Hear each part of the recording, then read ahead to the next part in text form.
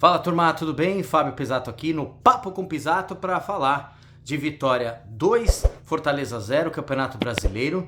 Faltam 2 jogos agora só para terminar a competição. O Leão do Pici não tem mais chance de ser campeão. Perdeu e além do jogo, perdeu a chance de continuar correndo atrás do título.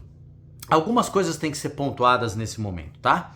Com 65 pontos, Fortaleza agora é o 5º colocado. Então temos Botafogo com 73, o Palmeiras com 70, o Flamengo chegou a 66 porque venceu o Internacional por 3-2, aí o Inter e o Fortaleza tem 65, o Internacional nos critérios de desempate está acima do Leão do Pici. Mas, mesmo sem chance de título, o time está garantido na fase de grupos da Libertadores da América, porque com a vitória do Botafogo sobre o Atlético Mineiro na final da Libertadores, ou seja, o título do Fogão, aumenta uma vaga direta na fase de grupos da Libertadores no Campeonato Brasileiro.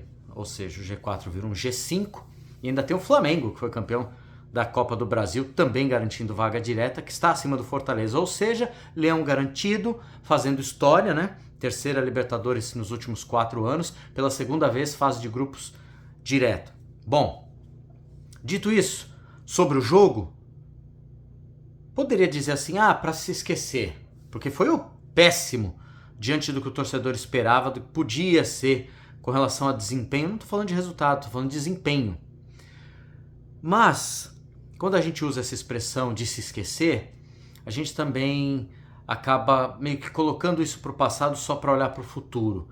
Mas acho que as lições de hoje em Salvador, da derrota para o Vitória, elas têm que ser levadas sim em consideração. Porque mentalmente o time foi muito diferente. Muito diferente. Individualmente frio e desconectado, o que fez com que o coletivo também não funcionasse. Talvez pelas opções que o Vojvoda escolheu colocar em campo e depois pelas alterações. Talvez por já estar garantido na fase de grupos, quando entrou em campo já sabia disso, por conta do título do Botafogo no sábado. Então talvez esse também tenha sido um peso. E aí você pode entrar na discussão sobre Campeonato Brasileiro por pontos corridos, chegar na reta final, de repente não tendo essa briga toda para todos os times, em todas as posições. Como foi com o São Paulo. Enfrentou também nesse domingo, fora de casa, a equipe perdeu, aliás, né, por 2-1 para o Grêmio, jogando no Sul, e fez uma partida que parecia estar de férias, assim mais ou menos como foi o Fortaleza. Aliás, muito bem colocado, modo férias, como eu ouvi o meu amigo e ótimo jornalista Mário Kempis falar no blog do Kempis. Independente de qualquer coisa, Fortaleza vem fazendo história e vai continuar fazendo história faltando 2 jogos. Com relação a público no ano, que já passou de 1 milhão, a festa que está sendo preparada na despedida do Brasileirão contra o Internacional na Arena Castelão, que deve ter grande público, mosaico, enfim. A vaga para a Libertadores que eu já citei e de repente poder terminar em terceiro, tá em 5º, pode terminar ainda em 4º, 3º ou até 2º, que já é mais difícil, passando o Palmeiras, que já tem 70. Realmente é bem difícil isso, mas 3ª posição já seria melhor do que a 4ª colocação de 2021, se eu não estou enganado. Bom, Alejandro fez os 2 gols do Vitória, o Tinga até pediu desculpa depois do jogo numa entrevista, porque errou um passe que iniciou a jogada de gol do primeiro gol do Vitória. O segundo gol, uma recuada do Tite para o João Ricardo, o gramado não ajudou, domínio de Canela, Alejandro aproveitou e fez o gol. Todos têm crédito, todos, inclusive o Tite, que tem por cláusula contratual o contrato estendido por mais uma temporada. Todos têm crédito, todos têm direito de errar, tem um ser humano por trás da camisa, por trás do atleta. Por mais que parte da torcida pegue no pé muitas vezes de alguns desses jogadores, todos têm história, retrospecto e moral e larga vantagem positiva vestindo a camisa do Fortaleza.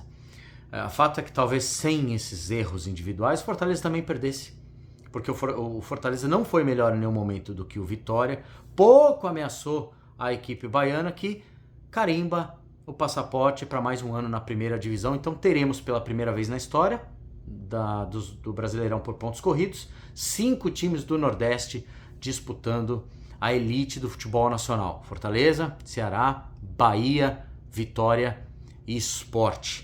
É inédito para a região, fortalece o futebol da região. Imagina uma Copa do Nordeste, então, com 5 times de elite jogando a primeira divisão com orçamento maior, né? E por falar em orçamento, eu quero terminar esse vídeo falando que sim, fica um gostinho amargo, porque vem de 2 empates no Fortaleza e agora uma derrota, quer dizer, na reta final não conseguiu deslanchar para seguir brigando por título e por uma posição ainda melhor no Campeonato Brasileiro. Mas, com um orçamento bem mais baixo do que qualquer outro time de muito peso nesse Campeonato Brasileiro, estou falando aí de um orçamento que talvez seja... em alguns momentos pode-se pensar ridículo comparado aos bigs desse Brasileirão. Além da questão da distância, que é o time que mais viaja, né, no Campeonato Brasileiro, o time que mais jogou no ano, todos esses números levados em consideração, o Fortaleza merece o aplauso sim do seu torcedor, que continua cobrando, claro, como tem que ser. Tem ainda outras cobranças por fora que nos levam a olhar para 2025 com concorrência maior, inclusive no Nordeste, como eu citei há pouco, e regionais, com o seu rival Ceará também chegando à elite. E tudo isso colocado na balança, o Fortaleza, de olho no mercado, nas contratações, em breve vai começar a anunciar novos nomes, jogadores que talvez não renovem, alguns que ainda têm algumas pendências ou que têm propostas e vão sair, como ciclos que começam e terminam nesse Fortaleza que vem se reinventando desde 2017. E se você não sabe, eu escrevi o livro da C a Libertadores, junto com o Marcelo Paes, a convite do Marcelo Paes, que era presidente e agora CEO do Fortaleza SAF, em que a gente conta essa trajetória, essa arrancada do Fortaleza da terceira divisão até a Libertadores da América, onde mais uma vez o Leão se fará presente. E a gente conta bastidores e fala sobre essas questões de ciclos, né? Alguns jogadores têm os ciclos precocemente encerrados porque recebem uma proposta e o clube entende que é a hora de deixar ir. E outros porque realmente o clube precisa oxigenar o elenco e o jogador precisa de uma oxigenação, de um quê a mais para seguir a carreira ou para voltar ao melhor desempenho, e de repente isso pode acontecer no outro clube. Então, se você não tem, dá uma busca aí na internet para você adquirir o seu livro da C a Libertadores.